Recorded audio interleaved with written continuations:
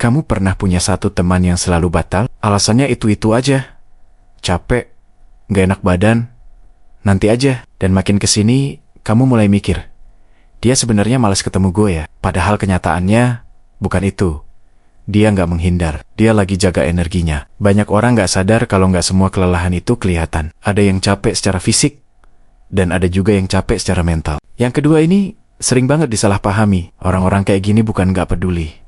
Mereka cuma tahu batas dirinya sendiri. Kalau kamu tipe orang yang lebih bahagia dengan malam Jumat di rumah, pakai baju santai, ditemani minuman hangat, dibanding harus keluar dan basa-basi, tenang, kamu nggak sendirian. Dan mungkin selama ini kamu cuma salah dipahami oleh dunia yang terlalu berisik. Hari ini kita bakal bahas kenapa orang yang suka di rumah aja sering dibilang membosankan, kurang gaul, atau nggak punya hidup. Padahal secara psikologis, mereka justru bekerja dengan cara yang sangat berbeda. Ada orang yang energinya naik justru saat ketemu banyak orang. Suara ramai, obrolan, tawa, dan agenda padat bikin mereka merasa hidup. Setelah nongkrong, mereka pulang dengan perasaan lebih bersemangat.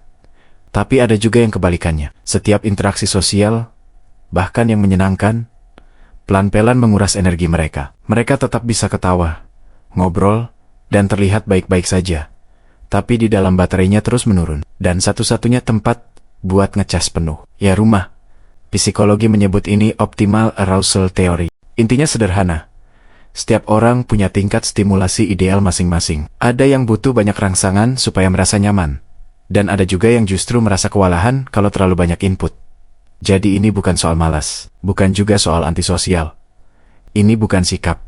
Ini sistem saraf. Dan alasannya nggak berhenti di situ. Banyak orang betah di rumah karena di sanalah mereka punya kendali. Di luar, semuanya serba nggak pasti. Orang asing, suara bising, perubahan rencana mendadak, sampai obrolan kosong yang menguras energi tapi nggak ngasih makna. Di rumah, kamu yang pegang kontrol. Kamu atur cahaya, kamu atur suara, kamu atur ritme hidupmu sendiri. Buat orang yang gampang cemas atau punya sensitivitas tinggi, kendali ini bukan soal kenyamanan. Ini soal bertahan. Dan ini menarik. Penelitian menunjukkan bahwa orang yang nyaman dengan kesendirian cenderung lebih kreatif, lebih introspektif, dan lebih dalam cara berpikirnya.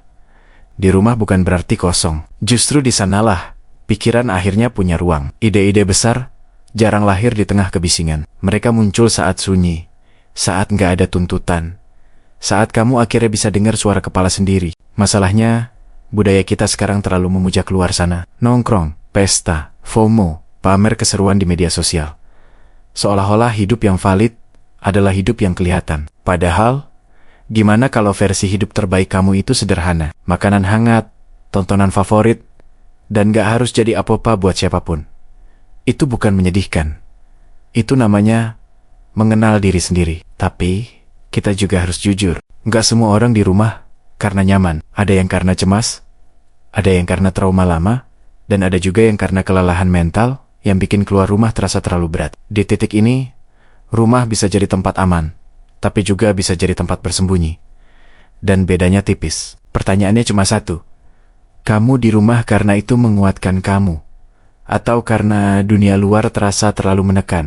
Karena yang satu itu damai, dan yang satunya lagi pelarian. Buat mereka yang memang mencintai hidup tenang, mereka nggak ketinggalan apa-apa. Mereka cuma menikmati hidup dengan ritme berbeda. Mereka menemukan bahagia di hal-hal kecil yang sering diremehkan orang lain. Rutinitas pagi, sudut sofa favorit, cahaya sore yang masuk ke ruangan, dan keheningan yang nggak kosong, tapi penuh. Kalau kamu ngerasa ini kamu, tekan subscribe. Psikolog menyebut ini low stimulation preference. Orang-orang ini nggak butuh dunia ribut buat merasa hidup.